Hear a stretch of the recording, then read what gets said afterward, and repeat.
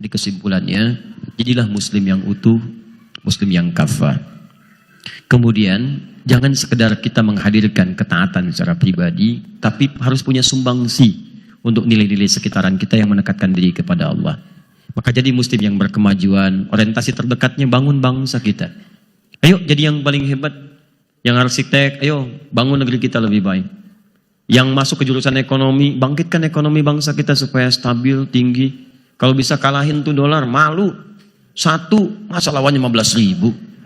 Satu 15.000 tuh. Mau beli apa? Tempe berapa? $1.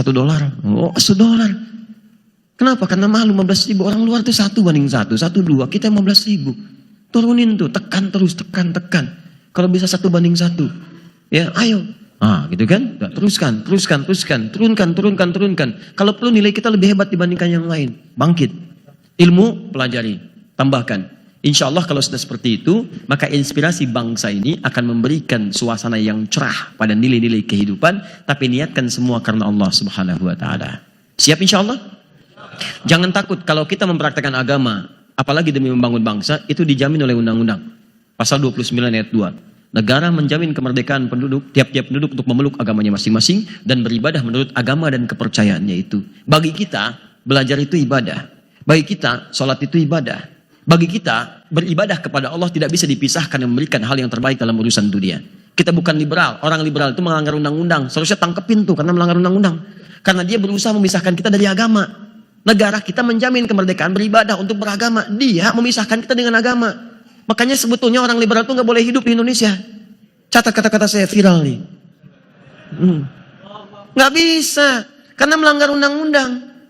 Nggak boleh sebetulnya. Nah kita ini kadang-kadang sedang diracuni pikiran pada hal-hal yang tidak baik. Nggak tepat gitu. Kembalikan kepada tatanan yang benar. Itu undang-undang sudah bagus. Pancasila sudah bagus.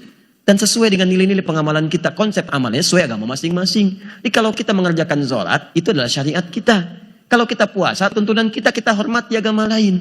Jangan kita paksa la ikraha fiddin. Cuman tampilkan dakwah yang lembut dan baik sebagai tampilan dari akhlak yang islami.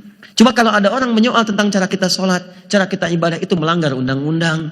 Makanya ketika ada orang kemudian melanggar jilbab, ada orang menyoal celana, menyoal jenggot, maka itu harus dibatalkan demi hukum. Batallah demi hukum. Jelas? Karena melanggar ketentuan undang-undang gak bisa kalau disoal selesai gitu. Halo, kenapa jadi seperti ini? Tegang. Tenang saja, kalimat itu dijamin oleh undang-undang, itu kan? Baik.